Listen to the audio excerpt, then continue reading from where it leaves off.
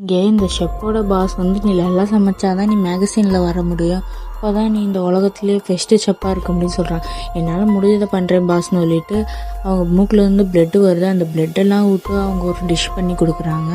அதையும் கொண்டு போய் கொடுக்குறாங்க. அவங்க பாஸ் இதை சாப்பிட்டு பார்த்துட்டு இது சூப்பராக இருக்குது, இன்னும் எனக்கு வேணும் அப்படின்னு சொல்கிறாங்க.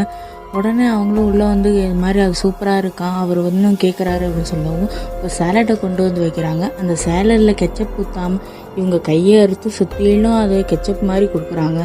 அதையும் அவங்க பாஸ் வந்து அந்த சேலடை சாப்பிட்டு பார்த்து இன்னும் சூப்பராக இருக்குது, இது மாதிரி இன்னும் எனக்கு நிறைய டிஷ் வேணும்னு சொல்கிறாங்க. இது பாக்ஸுக்கு ரொம்ப பிடிச்சிருக்கு, அதனால் எல்லாருமே ஒவ்வொரு பார்ட்ஸாக எடுத்து சமைங்க அப்படின்னு சொல்கிறாங்க. அப்போ தான் ஒருத்தவங்களோட கையை வெட்டுறாங்க. அந்த கையை வெட்டி அதை சமைச்சு போய் கொடுக்குறாங்க.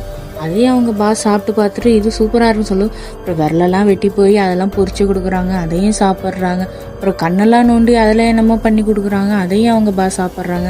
அதுக்கப்புறம் அவங்க பாஸ் வந்து அந்த ஷெப்பை வர சொல்லுங்க அப்படி சொல்கிறாங்க.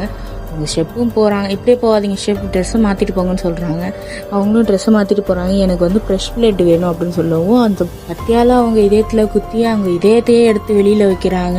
இது ஓகேவா பாஸ் அப்படின்னு சொல்லிட்டு எடுத்து வைக்கிறாங்க. அவங்க பாஸ் அப்படியே ஷாக் ஆகிட்டார், என்ன இப்படிலாம் பண்ணுறாங்க அப்படின்னு சொல்லி. அப்படியே அவங்களும் இறந்து போயிடுறாங்க.